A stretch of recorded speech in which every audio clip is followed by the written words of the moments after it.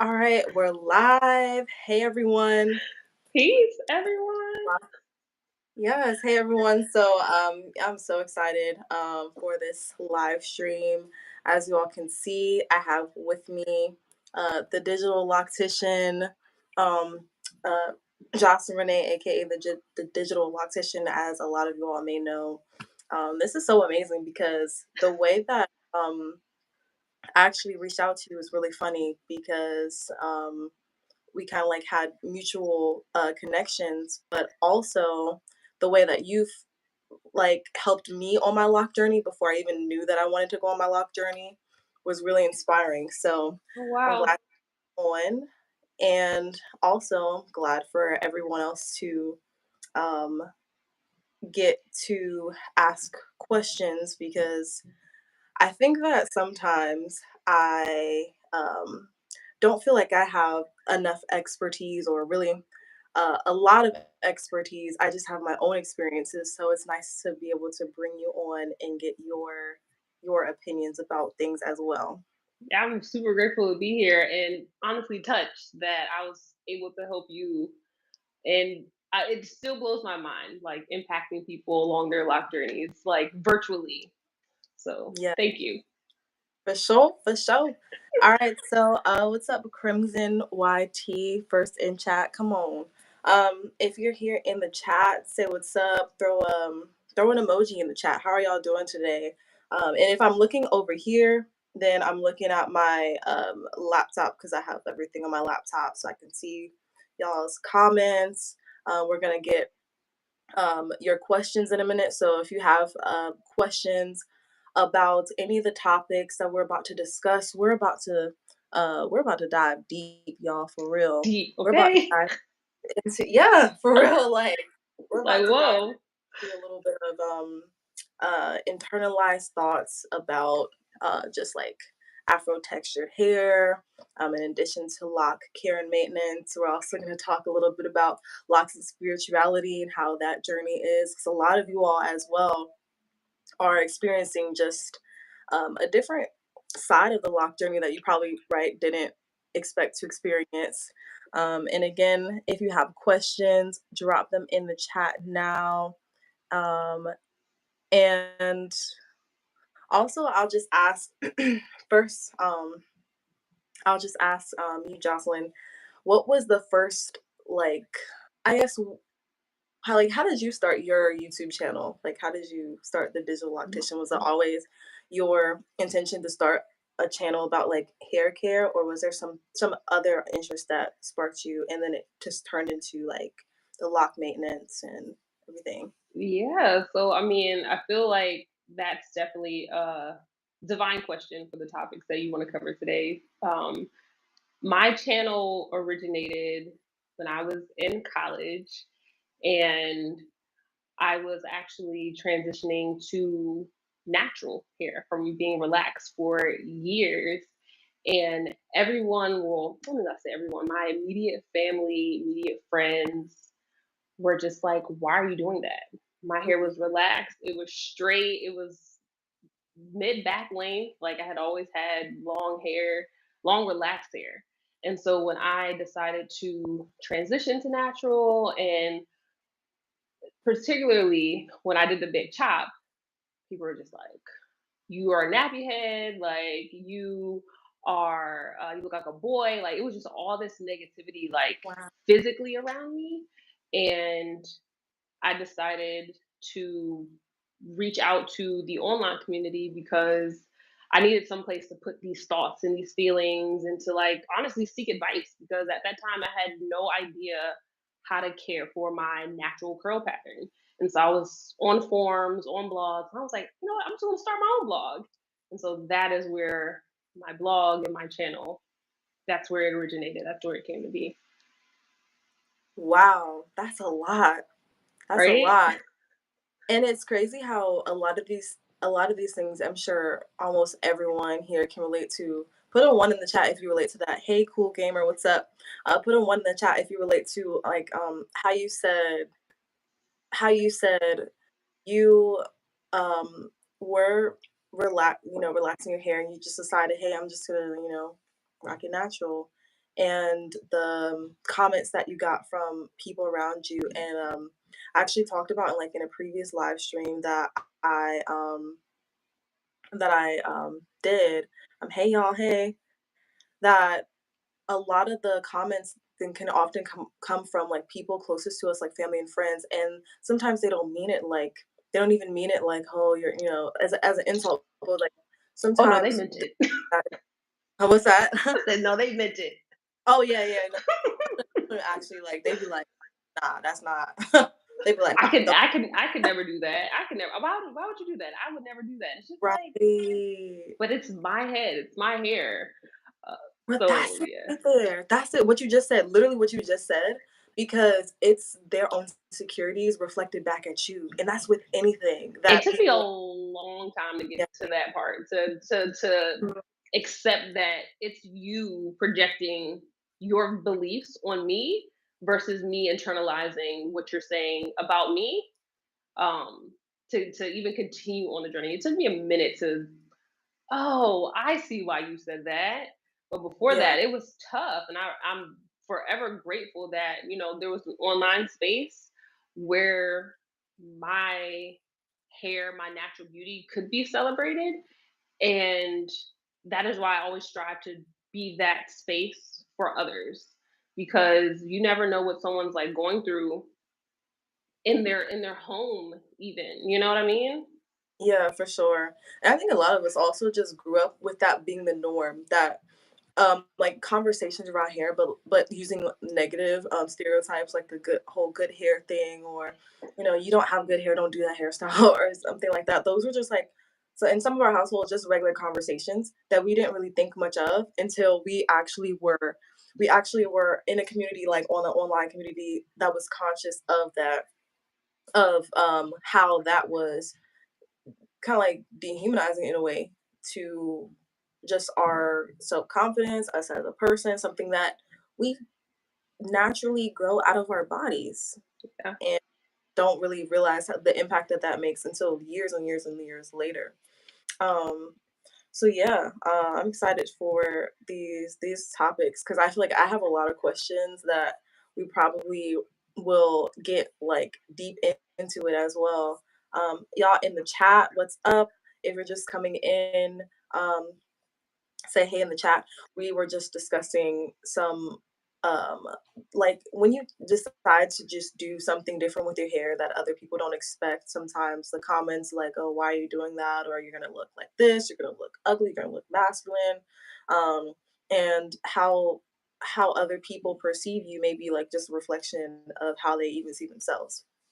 So for I know a sure. lot of you relate to that in the chat as well. Hey Charisma, hey Just Phil TV, hey Fatih. So let's get into these questions, y'all. Again, if I'm looking over here, I'm just looking at my laptop. So, because I have all the questions here. So let's You get got all the questions. yeah. Oh yeah, I know. I hope I didn't overwhelm you with the questions, but like Oh no. boom, texturism. Because like literally just started hitting the hammer on the nail, and I wanted to kind of dive deeper into some of these taboo topics that aren't really talked about in this way. I feel like in the lock community a lot. Um, so what do you think are some so I'll say this. A lot of people have come to me and be like, "Okay, how did you get the confidence to start your locks? They look good now, but like, I know that like earlier on, maybe you were questioning, maybe you were, and I was like, for me personally, I was questioning for years and years and years whether I should get locks, whether I looked, because I looked better with like, I could do my baby hairs and it would look, so like, what are some of the thoughts that people have about their own hair that may keep them from locking their hair and making that decision? Yeah, I mean, as a loctician, I've been a loctician for, oh my gosh, close to 15 years.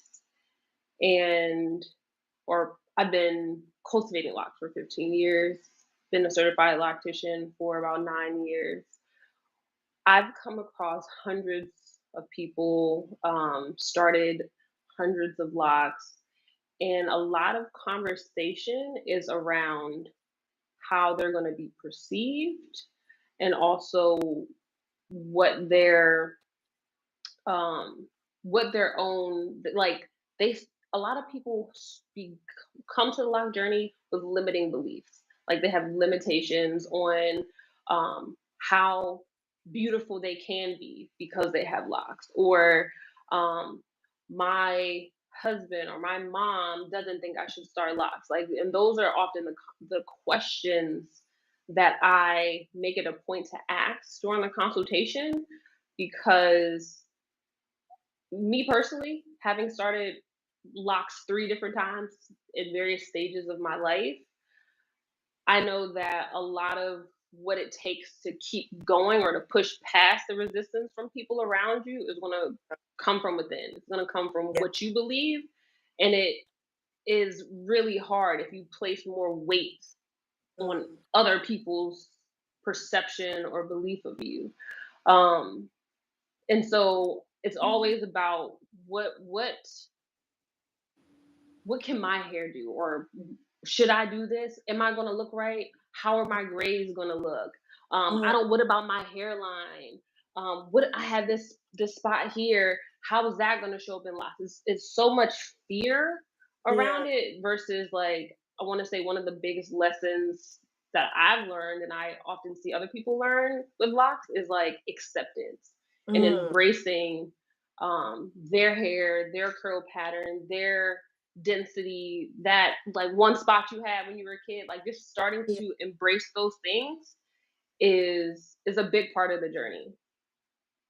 Yeah, for sure. And I'm looking at the chat, and Just Feel TV says that perception is killer. I love my hair, but I'm still self-conscious, and that's real too, because uh, a lot of us are in this phase of like, okay, healing, or becoming less self-conscious, or viewing ourselves in a different way, and it's sort of sometimes we never get fully over that viewpoint or that perception of how we saw ourselves as a little child when it manifested. And I think we should like know that it's okay to still be healing or changing or whatever ing you're in.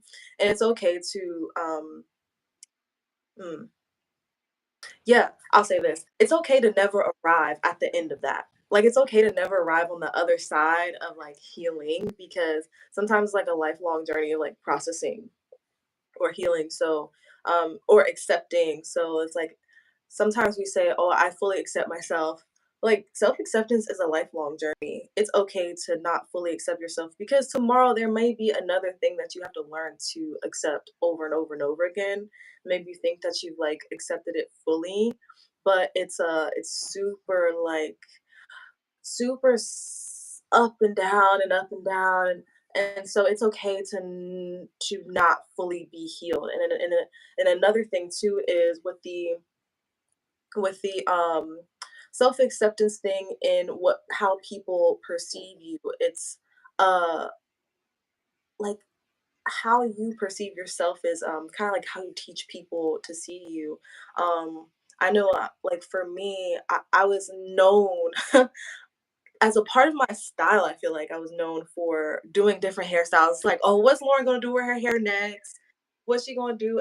And for y'all that don't know, my first name, because my first name, but often, but yeah, like it was a part of my style, and like all my friends were like, okay, what you gonna do with your hair next? When I was in college and I was like wearing this wig or that weave, or and so for me getting the decision to get locks was actually like a decision that I knew I was going to lose some sort of freedom. Like that's what I went into it thinking, like, okay, this is a loss of some of my freedom. But honestly, being in the lock journey is like a gaining of freedom, because it's just for me, it's nothing but a gain.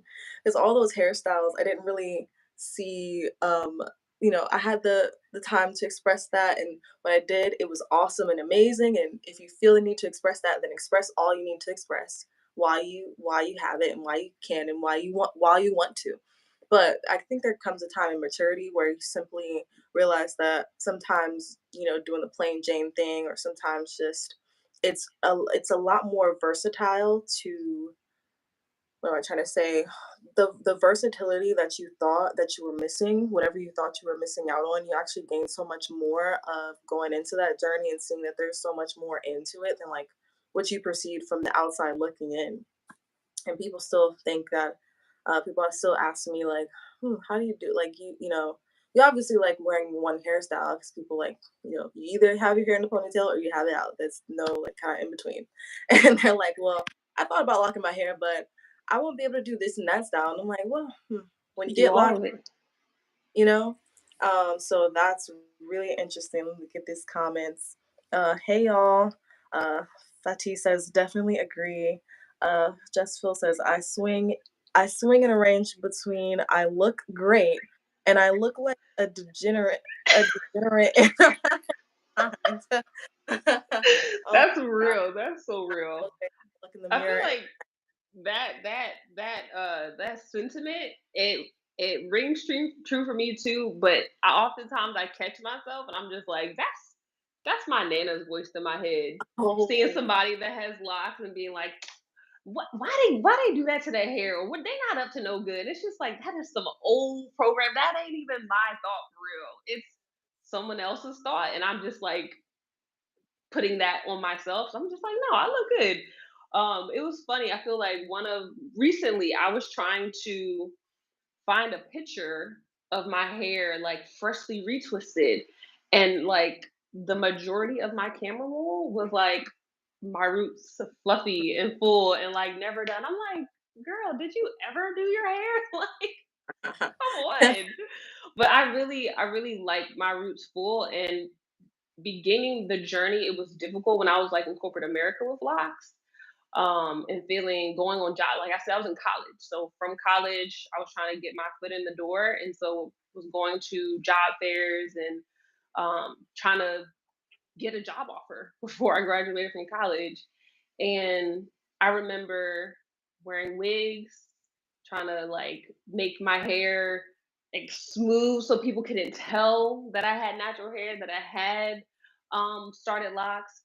And it wasn't until I went to this women's empowerment event that was hosted by some local salons here, and the woman on stage who had freeform locks, locks are so beautiful. She said, "My locks protect me from places I don't need to be." And I was just like, "That's it.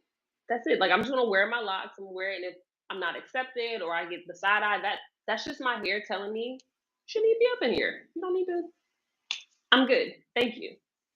yeah, exactly, Phil. Wow, like with a capital WOW, that's real though. That is so real. Yeah. Let's get into it though. Locks are like a magnet for real. And I don't know if I'm sure it's individualized for everybody because I have noticed a similar thread in my life where um, maybe the places where you felt like maybe you just leave a place and then you're somewhere else and like you find out that the place that you just left, some stuff popped off there that if you were literally there for 5 seconds longer, you would have, and it's like you end up just finding yourself in positions to be more protected, more grounded, more safe. You end up attracting people that are on the same wavelength, the same energy. And it's interesting like the type of spaces that you find yourself with, and that kind of can manifest itself and show itself first with the type of people who we sometimes unattract with the decision to get locks, like certain friends or certain family members who may perceive us differently because we choose that. And I feel like that's kind of like the beginning of it. And then from then on, it's just that decision of noticing how our conscious choices of where we choose to be or who we choose to be around are so are so we're so affected by the energy that those areas carry, and that energy does penetrate into not only our mind but also our hair because it certainly is energy. Right. And looking at the comments for myself, my lock journey is an external representation of accepting who I actually am over the perception I was raised to portray. Awesome. And Charisma says, I never show my locks unless I'm at home. It's more of a protection type of thing of not having negative, so keep them covered. Yes. Yes, Charisma. Uh so I'll also ask this because we can this is a great segue into the locks and spirituality talk. Um what are some ways that you think like what are some ways that you personally protect your energy with your locks? And then what are some ways that like people may not know about if you could share that? I'm with charisma. Like, protecting. I feel myself being more conscious and aware of just the vibe people, and I feel like of the like society at large around me is on, particularly with like the news. I'm based in DC, DC Maryland area, and so a lot of, I feel like the news and headlines that we get are like federal coverage, and like it's just heavy a lot like where we are.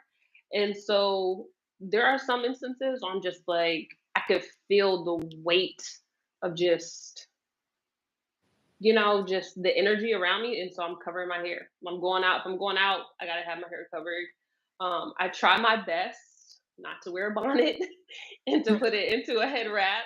I feel like that's a whole nother conversation. Oh, so Um, but having a head wrap, just to protect my locks, and also I would say that it is um, important. Back when I had my first set of locks, they were sister locks. They were really small. I got a lot of like flack and negativity for like having them, for getting locks, and I didn't know at the time.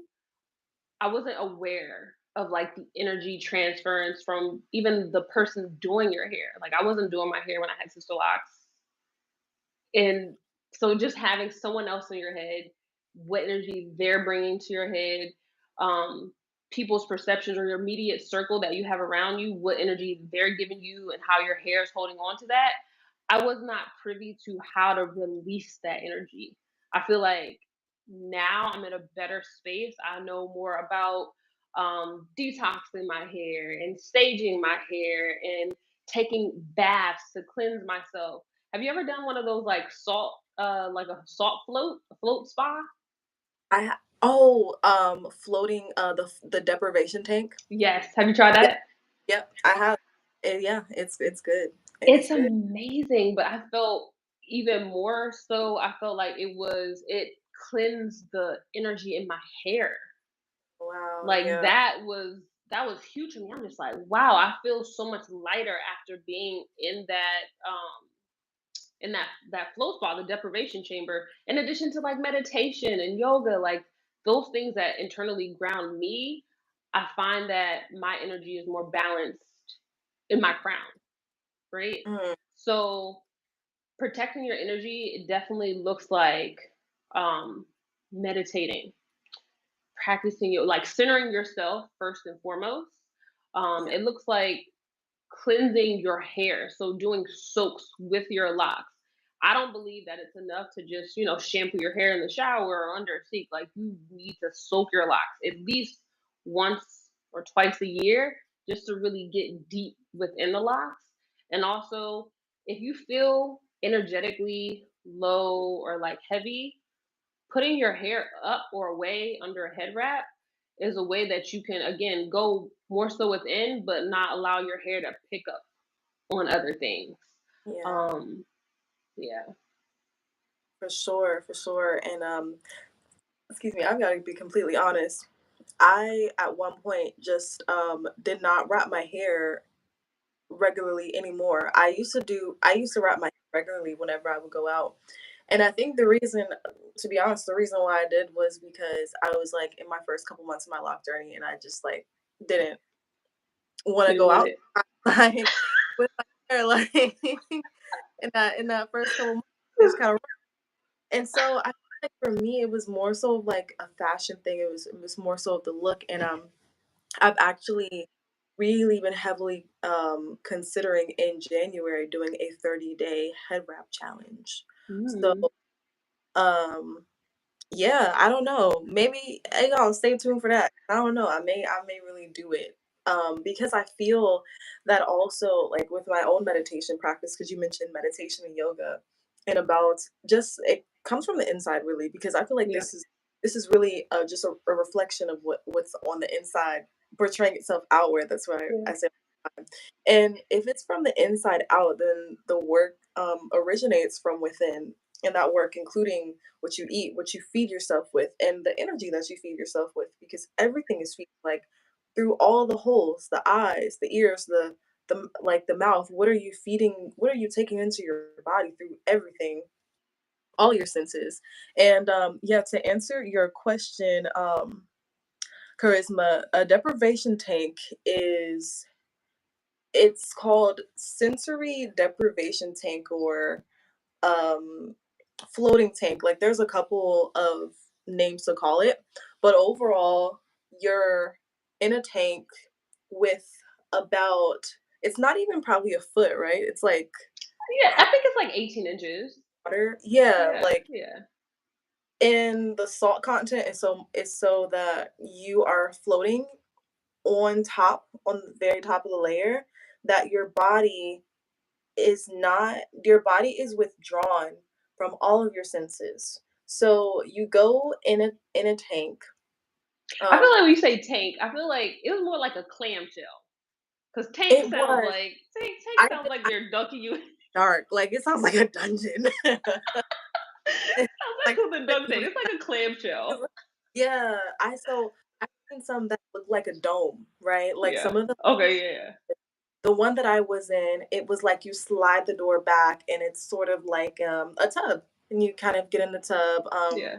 For me, I could choose to play ambient music or I could choose to just have it silent. Sometimes they give you the option to have a light, because a little light that comes from up underneath the water. Because once you get in your deprivation floating thingy and then you close the door, it is pitch black Yeah. because you are depriving yourself of your senses. That's why it's called sensory deprivation. So it is withdrawing you from the senses so that your mind has a chance to bring up sometimes like your mind has a chance to bring up subconscious and unconscious thoughts. So sometimes people have dreams in the tank, people have sort of like vivid memories, or you just it's really like a meditation there. It's calming, and the salt content is such that it helps cleanse your skin. There's a lot of health benefits to it. Helps cleanse your skin, cleanse your hair, and it's a it they you do it for about an hour, and then afterwards it's usually at a spa. Afterwards, you kind of take a time or a moment to just reflect on your experience. It's one of those things that actually, if you do it once, you may not get the full benefit of it. I mean, anything that's kind of a routine, you kind of can go multiple times, like maybe once a month. So some places have memberships, but that's what it is. So, both of us actually like being yoga and meditation teachers as well, kind of know the benefits of that. And also, you talked about like cleansing, doing a detox and a cleanse, and that's something that I wanted to get into as well. The struggle lock phase is very humbling. Yes, yes, it is, Humble and you. Okay. yes, it is, but that's part of the journey, though. It's like Yes. humility to be able to go through the rest of it. Um, you need humility just to go throughout life, because if not, just stuff is just gonna smack you in the face, and then you're just not gonna be ready for it. And so, like, how you show up for yourself is kind of how you gonna show up for everybody else. I think it's really important. I think I've been very conflicted as a loctician, as a YouTuber. as a blogger around like instant locks Mm, and the just it's not even the technique. I think the technique, the crochet, I think that is beautiful. At the same time, this hit me through a client, through a guest that I had. She was so, and through consultation, she was so excited, so like determined to start locks. She was just worried about the beginning stages and again how she would look, how she would be perceived. And so she was like, I just want to start with the instant lock method. And I was like, okay. And I thought that I had a thorough consultation with her and conversation with her before starting this journey.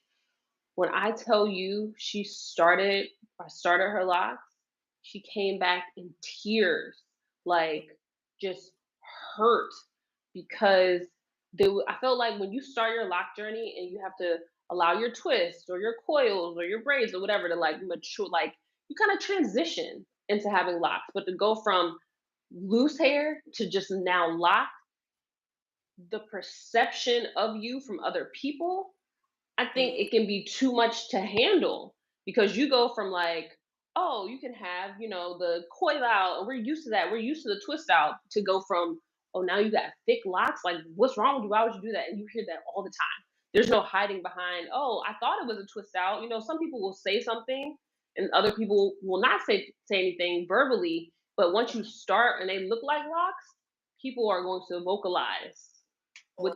what they think of you. And so instant locks for me, it's like you're trying to skip a part of the journey that allows you to slowly come into this new version of yourself that other people are going to be perceiving versus just jumping into it.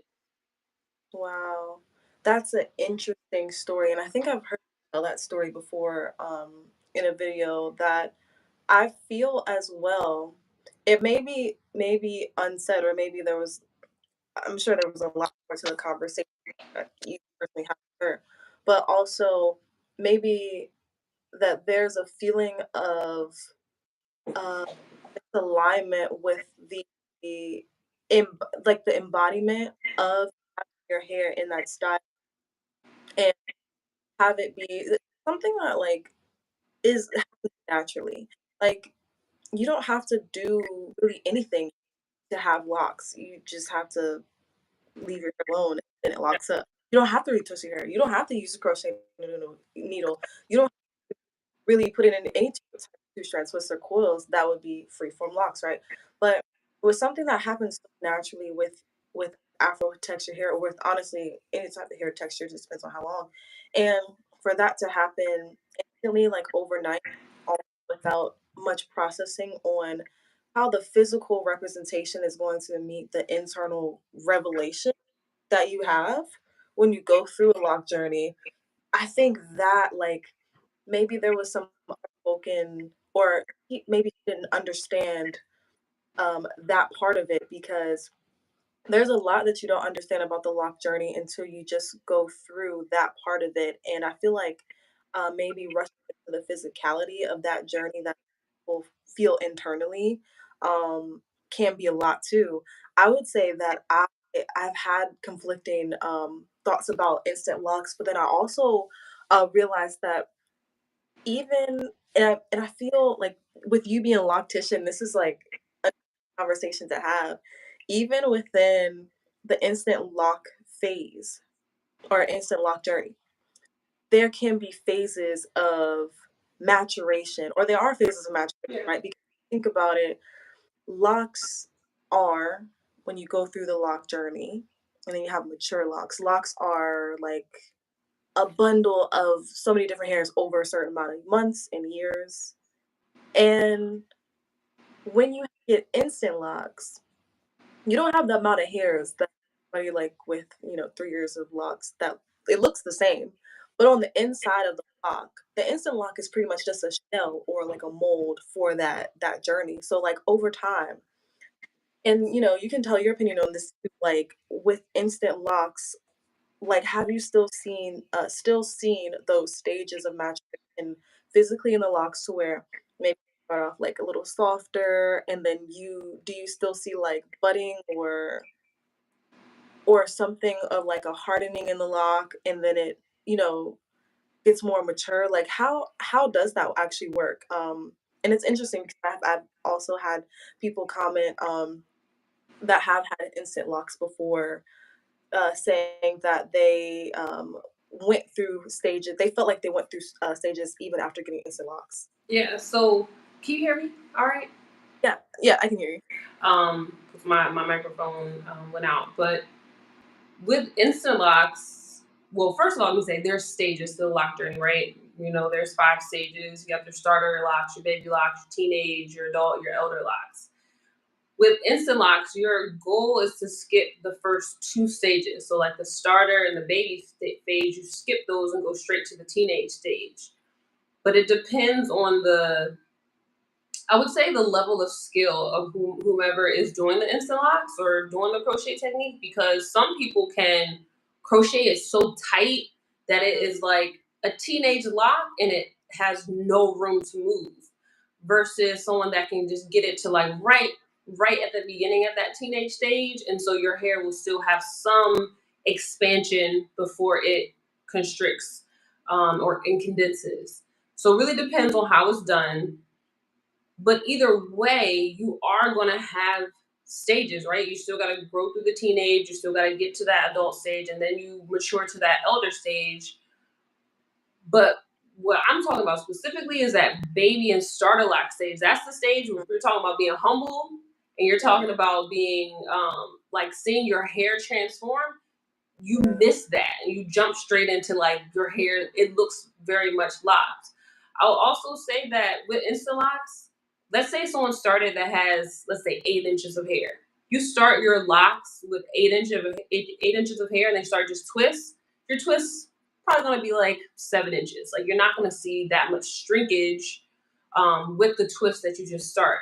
But if you have 8 inches of hair and you start with instant locks, your instant locks are probably going to be like 4, maybe 5 inches. Like you'll lose a lot of length because instead of the shed hair filling in and condensing your locks, the instant locks are now formed with the length of your locks. So it takes it up.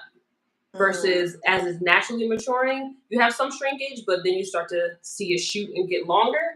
With instant locks, you're immediately shorter, and it can be so tight that you don't see much budding. But instant locks is supposed to skip the budding and take you to, okay, now we have to start condensing and tightening. got it.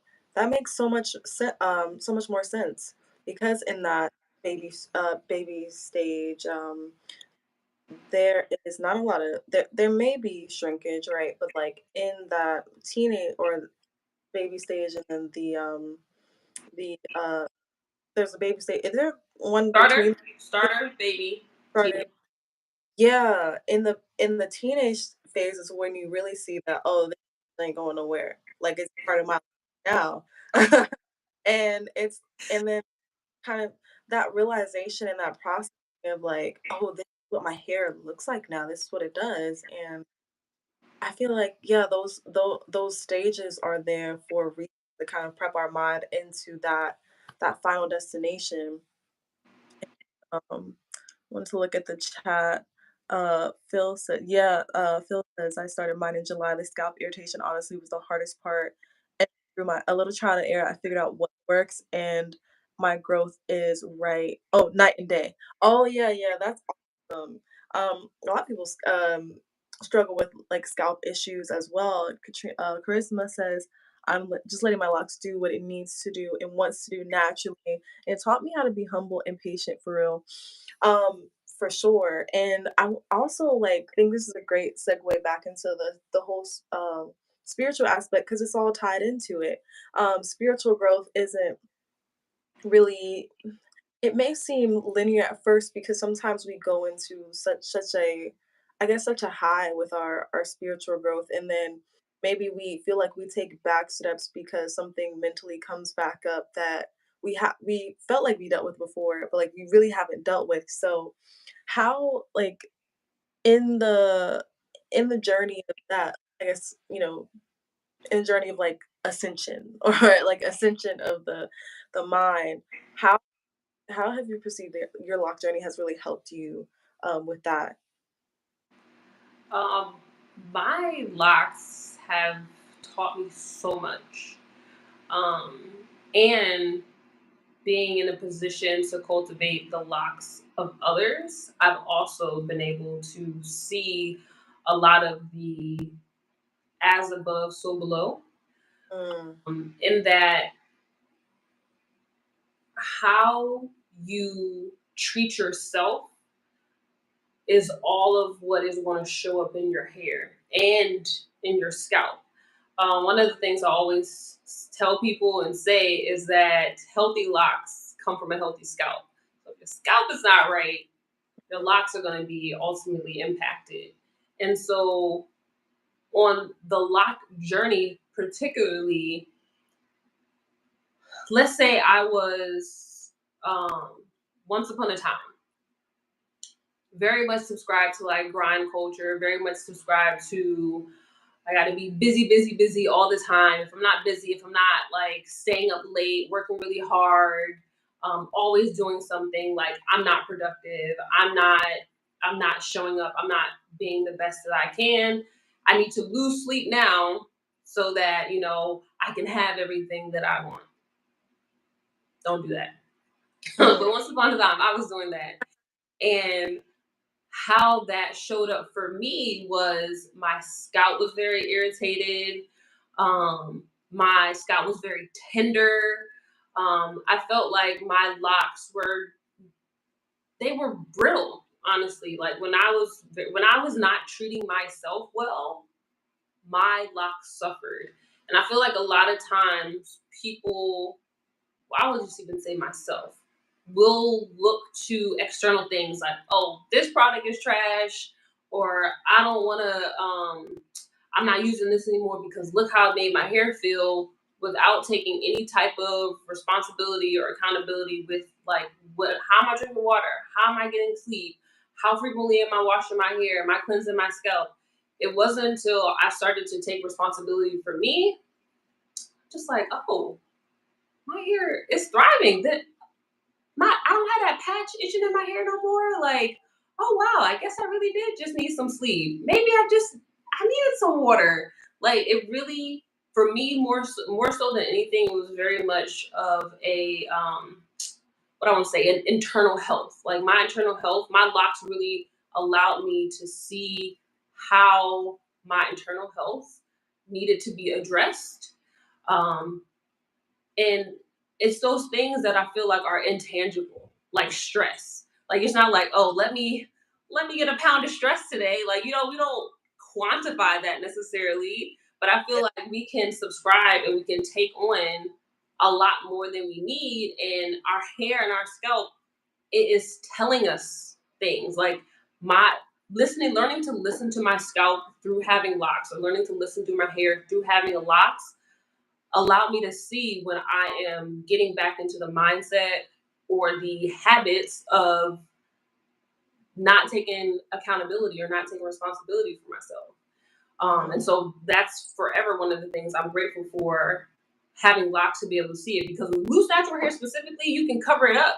You could put an oil on it, you could put a cream on it, you could slick it down and like cover up the scalp issues and all. You put a wig on it, like you could do so many things to hide it with loose natural hair that with locks, you could try it, but then it's gonna compound the problem. Like so now you have buildup, or now you have even more thinning, or now like the or the protective style you put in is now trapped in your locks.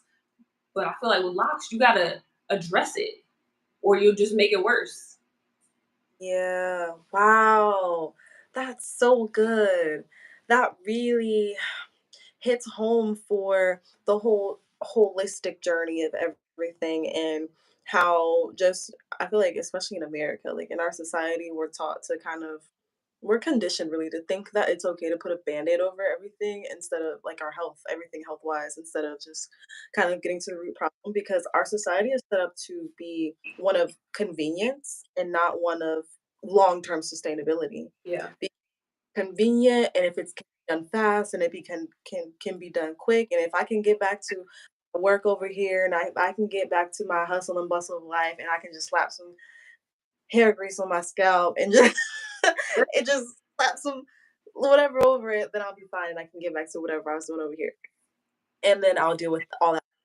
But it's like, no, can take some time, sit down, and assess like how much sleep you got last night, how much water you've been drinking. Feel like I need to do better with that too, like personally, because to be completely honest, sometimes we greetings everybody for coming into the Hey, chat. Carolyn. Also, what questions do you all have as well? Because this is a good one. This is like all part of the holistic lock journey too, of this journey of like not putting the band-aid over something just because it seems kind of difficult or um because you haven't took the time to learn about it yet.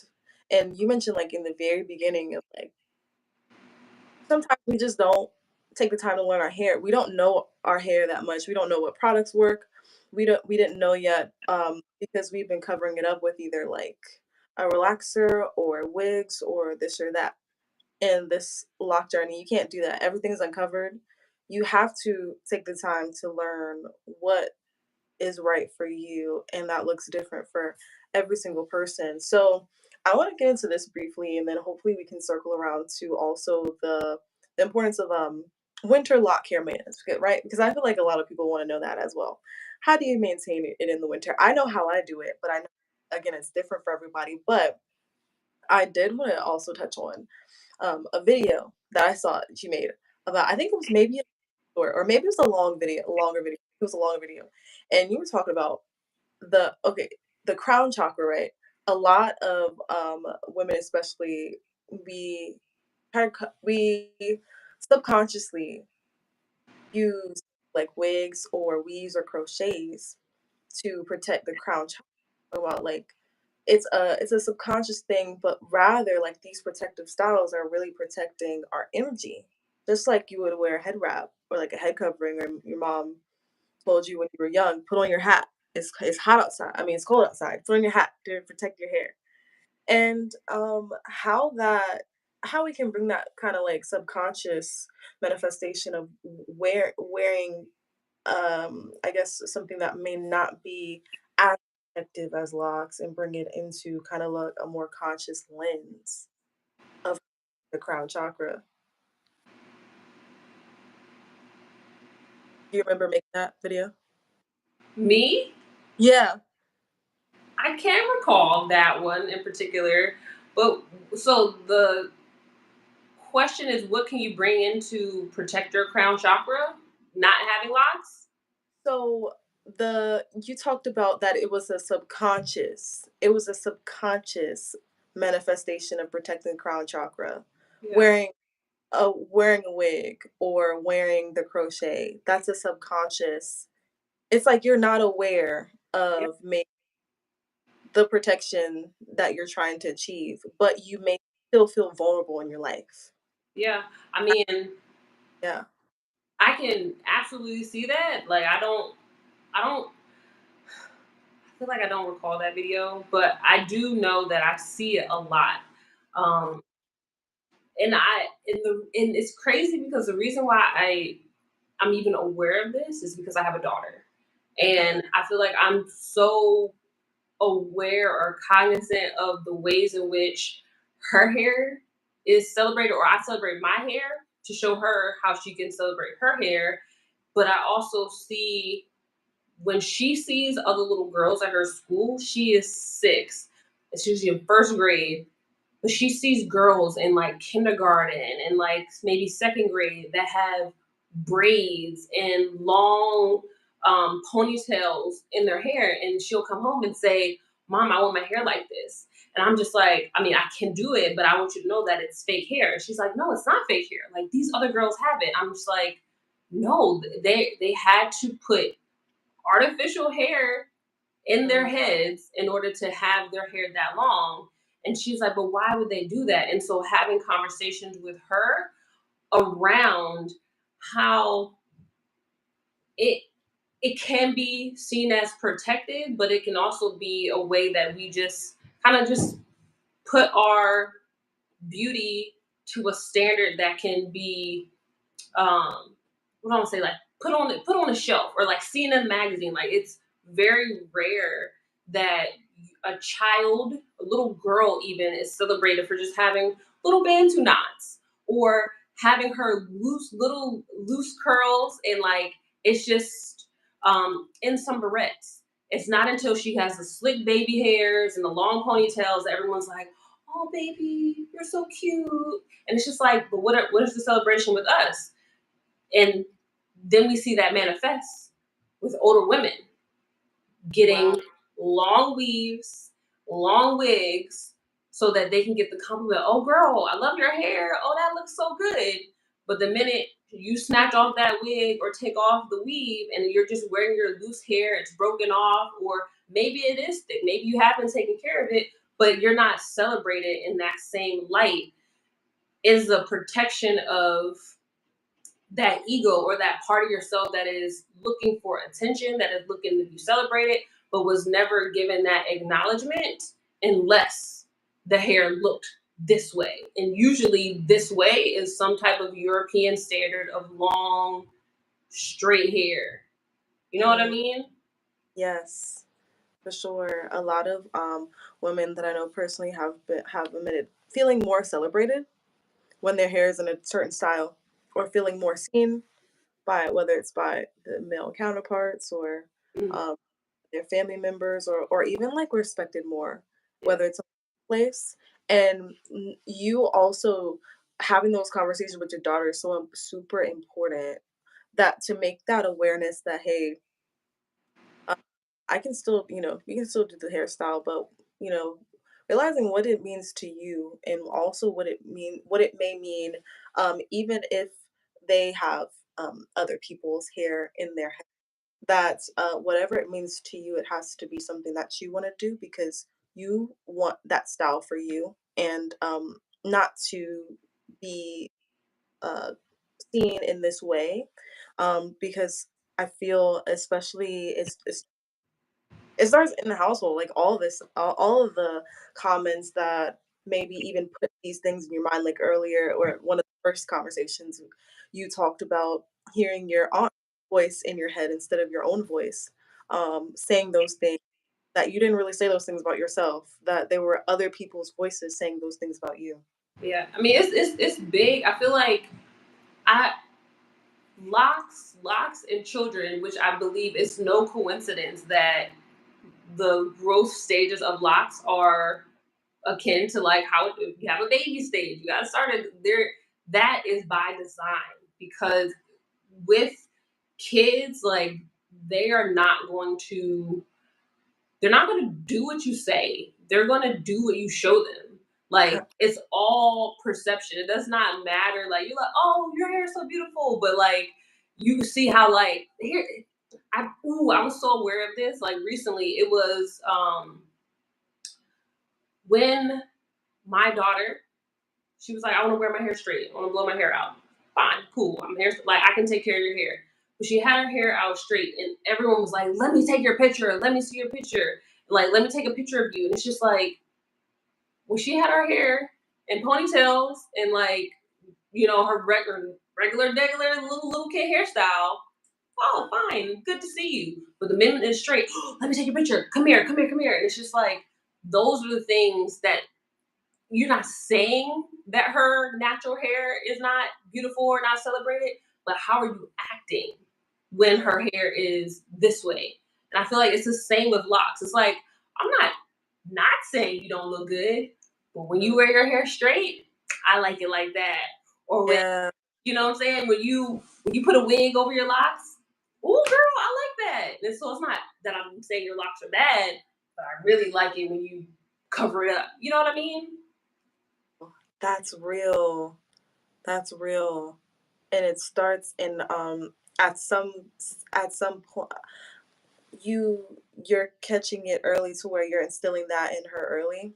And when she gets to be in a certain age range, I believe it's like I guess middle school age, then then the influence comes from their parents and their household is no longer the number one influence on how they view themselves. It tends to be more so peer led. I mean, that's now. I feel like it's with everybody. You know, I'm blessed to have a son and a daughter, and like seeing even the perception of my son when he had locks, people were pissed, like Mm, upset that this little brown boy, 6 years old, is choosing to wear his hair coiled, locked, whatever. Like, why is that such a big deal? But the minute he says, you know what, I want to change it up or I want to cut it, and we cut it, and everyone's like, oh my gosh, I love your hair. Look at you. You look so clean. It's like, was I dirty when I had locks? You know what I'm yeah, saying? And so it's like the thing, you don't have to explicitly say it for people to internalize it. And so if he's 6 hearing, oh, you look so clean because you got your hair cut, imagine the man that grows up, that's 20, that's 30, that wants to get locks, but thinks, oh, if I get locks, I'm gonna be dirty. You know what I'm saying? Wasn't necessarily that someone said locks are dirty, but when you had your hair cut, you was clean. You know, you see? And so I yeah, feel it's so much deeper, and I feel like we have a lot of unlearning to do, and there are conversations and habits and behaviors that I feel like as a community at large, not just Lock community, but the community at large don't want to address. They don't mm, want to acknowledge how you've been influenced by mainstream media. You've been influenced by European standards. You've been taught this is a certain way to look, and you don't want to have those ideals that are deep within you challenged or even feel like you hold those beliefs. You know, so you don't want no one to shine a light on it. But like, yeah. it comes up, and I feel like until we start talking about it and addressing it, it's just going to keep happening and happening because a lot of it is subconscious Mm. programming at this point. Wow, that the the com- I guess comparison or the similarities and differences between your son's experience and your daughter's experience struck a chord because I have a brother who started locks twice. Once was before I started my lock journey, and then another, he combed his first set out and then made them a little bit thicker than the first time. And now we kind of look like twins, but he's like 4.5 years older than me. Um, it's so interesting the comments, the difference in comments between boys and girls. And y'all let me know if in the chat you've ever had this experience as well. If you have a sibling or you've do you see the differences in how people react? Also, if you haven't given this live stream a thumbs up, go ahead and give it a thumbs up because we're not going to stay on here too long. But we definitely want to also answer a lot of you all's questions about this because we had this conversation before in live stream about the difference between men's perception or how are perceived with locks and women are perceived with locks because especially um, as black and brown children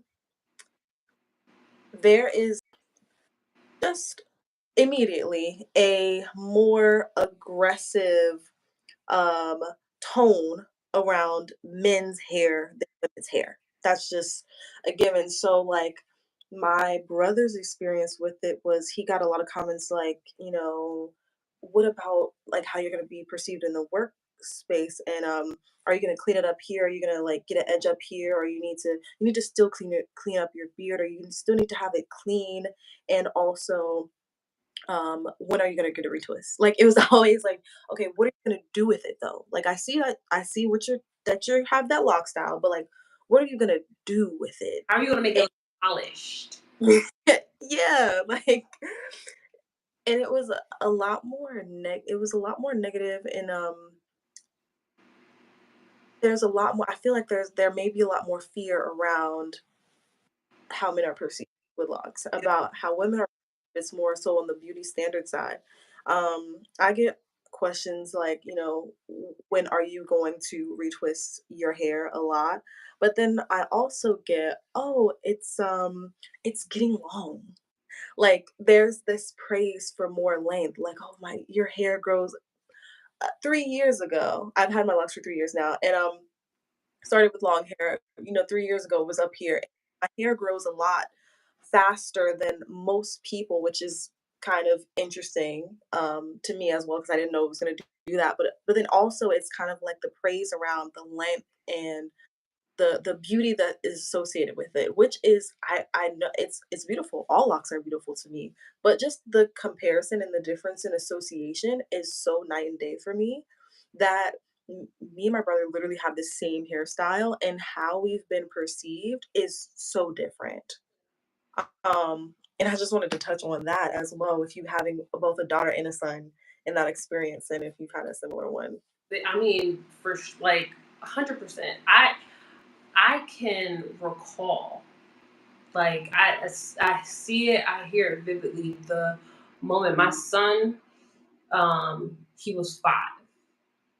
He's 9 now. He was 5, and he said, "Mom, how come people don't think that I'm cute anymore?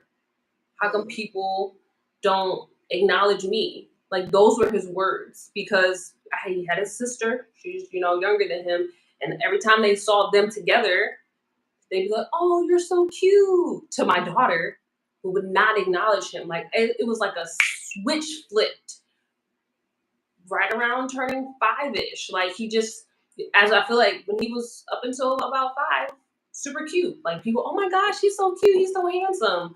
But I feel like the conversation around the masculinity and the energy, particularly around like brown boys, men, is it is a perception or it's a notion, it's a stereotype that is deeply rooted, and it starts from a young age. Like he could tangibly see how they're no longer, you're not cute no more. Not to say you're not cute because you are very cute and you're handsome, but it's just like a threat. You know what I mean? So for sure, definitely had that experience. And then the other thing that I was thinking about when you're talking about how your brother, or just I feel like men in general with locks, I want to say women feel like women naturally are very curious.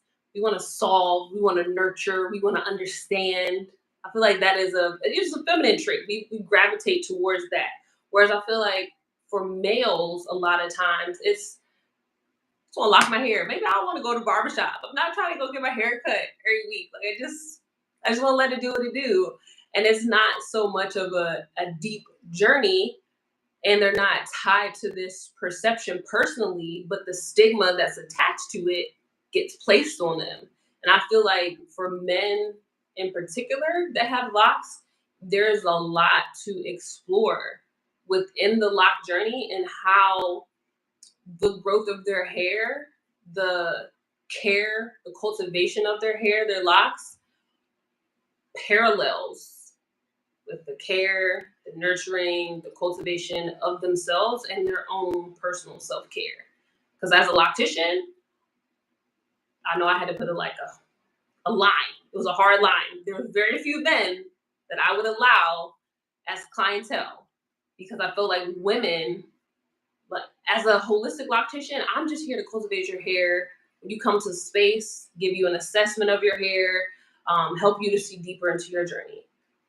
Whereas men are just like, do everything. And I'm like, I can't do everything in 2 hours. I need you to take care of it while you're not with me. You know what I mean? So it's just like there's so much about care, cultivation, and just understanding self that I feel like men in particular deserve. And I hope that they, take more time to look into. Yes, yes, for sure.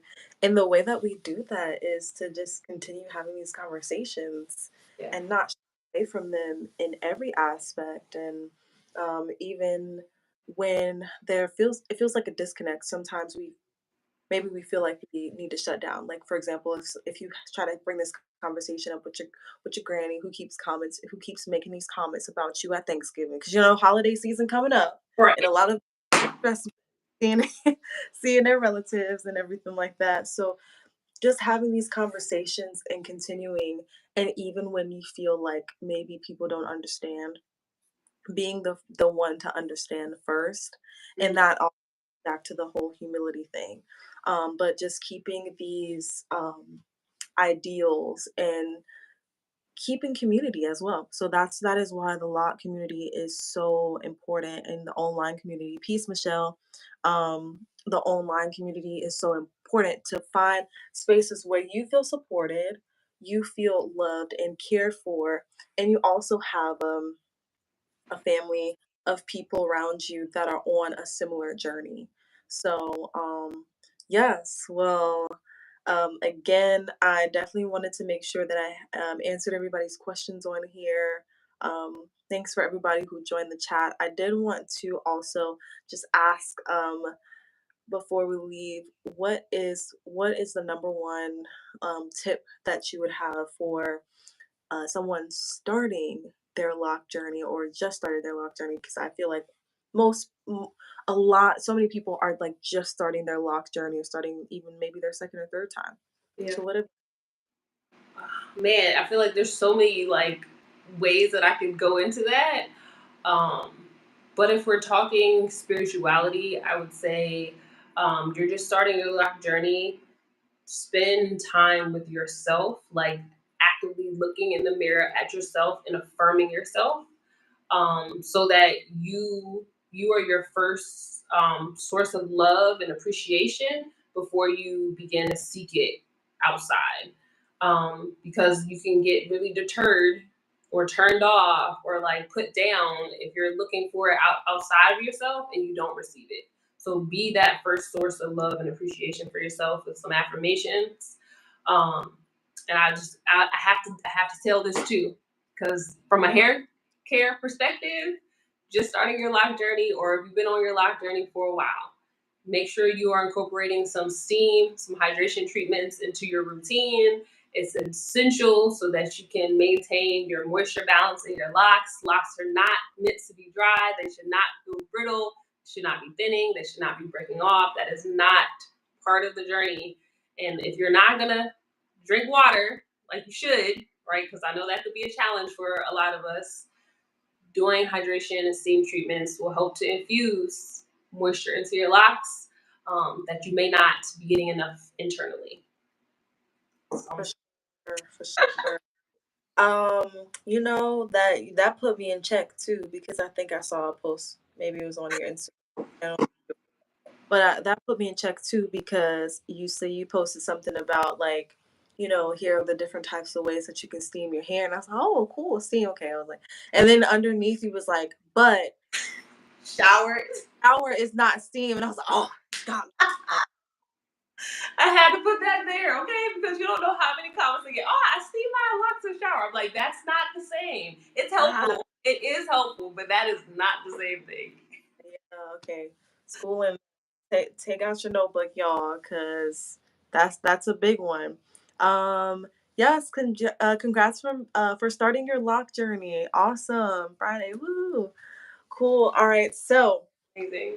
before we go, you all, so excited to announce that Jocelyn will be joining us for the Crown Connection Retreat. So the Crown Connection Retreat is going to be in May of 2024, and I'm super excited. A lot of you all, probably all of you all by now, have heard of the retreat. It's going to be May the 23rd through the 27th, 2024, and it's going to be a 5-day experience of being around the lot community in person. We're going to have holistic workshops, lock care and maintenance. We're going to make some tinctures for your hair, and we're going to have some scripting journaling sessions, and it's for everyone who feels called that they are like empaths, because when you're an empath you may feel like you take on the energy of other people. You may feel like you have a role of like a change maker and a chain breaker. Ooh, I love that. I'm gonna start saying that, change maker and chain breaker, because we're breaking the chains of everything, the texturism, the discrimination, the limiting. that we often come into our lock journey with. And we have to do the mindset shift work on the inside in order to have that outside transformation for our lock journey. So I'm going to put the link in the chat. She's going to join us, and Jocelyn's going to join us, and we're going to get the digital loctician special. I'm going to call it that because she's going to help us really have a better view of how to holistically determine our own lock care regimen. As she's been a loctician for years and a very seasoned hairstylist, so um, we're gonna be also talking a little bit a deeper dive into these conversations at the retreat. So you definitely don't want to miss it. I'm gonna drop the link in the bio right now. So it's located in at River Mountain Resort in Everett, Pennsylvania, in the U.S. And I have a little Q&A section. The thing is, you all, I have a little Q&A section, and at the bottom of the page, I have a shuttle service. I know a lot of you all are outside of the US, and I have provided a shuttle service for all of you all who are outside of the US. Ooh, congratulations for starting your lock journey. Oh, I mean, for being 1 year locked today. That's awesome. So, congratulations for that. Yeah, so it's just to be a celebration. Whether you're on month 3 or year 3 or year 1 or year 11, y'all, this retreat is for everyone. Right now, I have a sale going on for $400 off of your stay until the 28th of November. That's the 28th of this month. So make sure you get on that as well. So yes, let's see. I wish I could be in California. Well, yeah, you can also always either fly into so I'm providing a shuttle service for everyone who lives outside of the US, or if you live further away from the DMV area or from Pennsylvania, 'cause it's going to be in Pennsylvania. If you fly into either Ronald Reagan Airport or BWI, which is the largest airport in the DMV area, you will get free shuttle service included with your ticket. So, yes, thank you all for commenting, everybody who's come into the live, and as well for hanging out with us today. Uh, and myself. Okay, what do you have for us? What is going on with you right now that you want to shout out, or where can everybody find you? Yeah, so I thank you so much for inviting me to come and kick it with you and your community. This was great. I'm excited to join you all in May at the retreat. And in the meantime, you can find me at digitalloctician.com. I also offer hair care if you're looking for holistic hair care products for your locks. Make sure you check out my hair care line known as Crown Elements, and you can go to crownelements.com. I'm really excited because at the top of the year, I will be releasing my first book to help you along your lock journey. So that's coming soon. Awesome. Amazing. Well, this conversation was awesome. If you all haven't already, go ahead and give this chat a thumbs up. And also make sure that you watch it back because there were so many like golden nuggets in this conversation that you'll want to watch back. And hopefully soon we can do like another live stream together anytime, honestly, because there were so many just like juicy conversations that we could dive so much deeper into that would take us like a whole other hour. Right? Yeah, thanks so much for y'all for hanging out with us, and everybody who watches the digital loctician as well. Go watch her page because she has so many different videos on such helpful information. So thanks so much. Receive it. Thank you, Lauren. All right, y'all. Well, have a great rest of your night. And also, I was watching I was listening to a podcast, and they said, like 60%, what is it, 60 or 70% of people um, admit to overindulging during the holiday season. So, eat your turkey or your whatever you eat during the season, right? But also, what I'm saying, drink your water. Don't overdo it.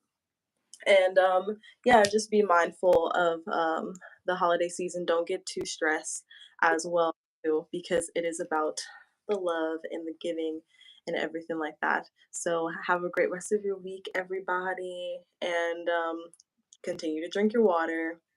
Go to my website. All right. Bye, everyone. Peace.